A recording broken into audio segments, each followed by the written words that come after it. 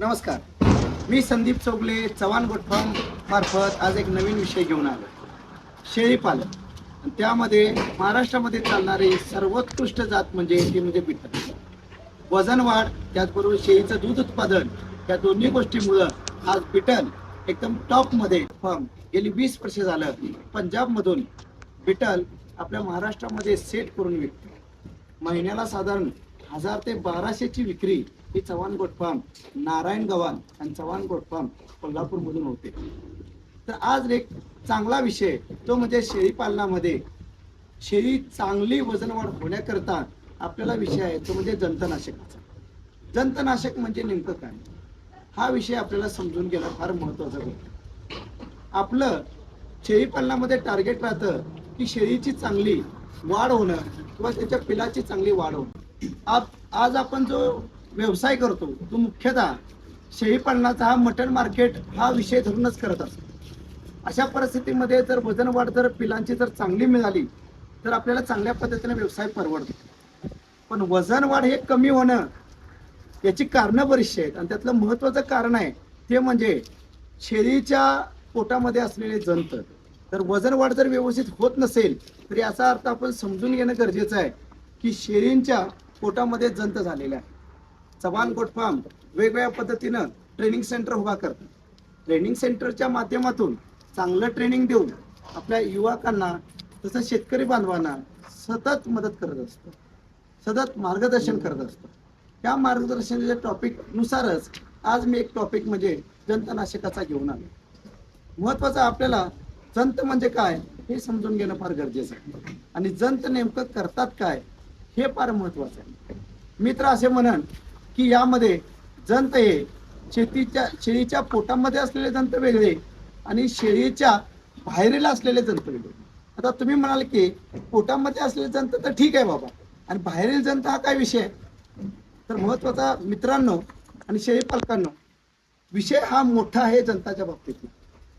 बाहेरचे जर जंत म्हणला असा तर ह्यामध्ये शरीराच्या अंगावरती असलेले गोचीड त्याचबरोबर पिसवा किंवा उवा म्हणू आपण त्यांना या पद्धतीच्या गोष्टी शेळीच्या अंगावरती जर काही अशा प्रकारची जर काय पिसवा गोचीड असतील तर ह्या नेमक्या करतात काय त्या पूर्णपणे शेळीच्या अंगातलं दूध पिण्याचं काम करतात. आपण किती तिला खायला घालतोय, कुठलं टॉनिक देतोय, किती खुराक देतोय याच्यापेक्षा हे महत्वाचं आहे की तो लागलेला खुराक हा व्यवस्थित तिला अंगाला लागतो आणि अंगाला याच कारणामुळे लागत नाही.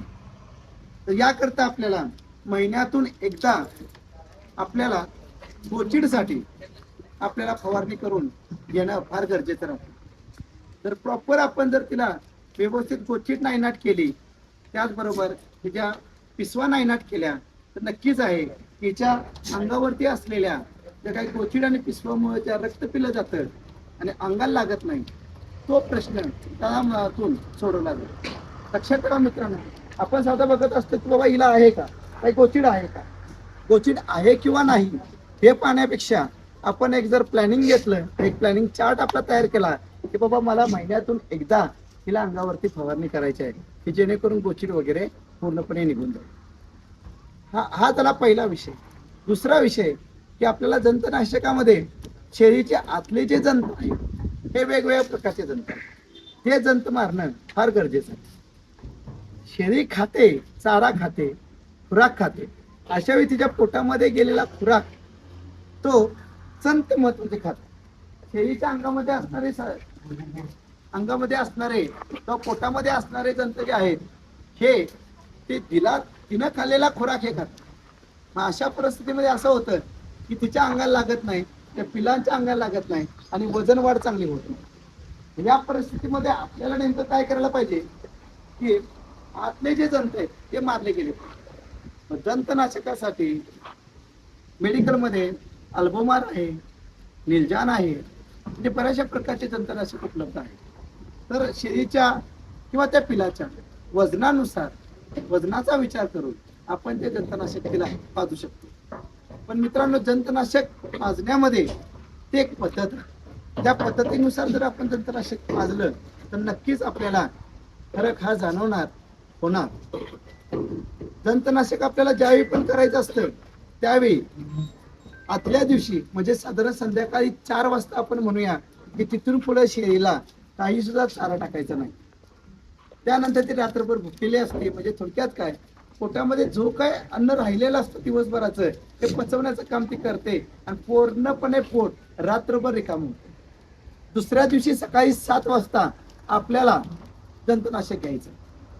शेळीच्या वजनानुसार आपल्याला अल्बोमार म्हणा त्याचं एक लिमिट ठरवून साधारण आपण ते लिमिट कॅल्क्युलेट करून आपल्याला ते तिला जंतुनाशक द्यायचं. एकदा सकाळी 7 वाजता आपण जंतुनाशक तिला दिलं की त्यानंतर 12 ते 1 वाजेपर्यंत आपल्या तिला कुठलाही खुराक किंवा पाणी वगैरे काही द्यायचं नाही. मग थोडक्यात काय, पूर्णपणे मोकळं पोट असतं. अशा परिस्थितीमध्ये ते जंतुनाशकाचं औषध हे पूर्णपणे पोटामध्ये जातं आणि पूर्णपणे ते जंतावरती अटॅक करतं, जंत मारण्याचं काम करतं. तर 12-1 वाजता त्याच्यानं थोडंसं पाणी द्यायचं. पाणी दिलं की त्याच्यानंतर 1-2 वाजता तिला खायला द्यायचं. म्हणजे ही जंतुनाशकाची प्रोसेस आहे. जेव्हा आपण जंतुनाशक करतो, औषध देतो, अशा वेळी तिच्या पोटामध्ये ते जंत मरत असतात. साहजिकच आहे. ते औषध जे आहे हार्ड असतं. शेळीला सुद्धा थोडा थकवा येतो. म्हणजे शेळी थोडीशी त्या प्रेशरमध्ये जाते. अशा वेळी एखादा लिव्हर टॉनिक तिला 1-2 दिवस पाजलं तर शेळी आणखी कव्हर होते. मित्रांनो, जंतुनाशक दिल्यानंतर शेळीचा पातळ संडास होतो. काही शेळ्यांचा होत नाही.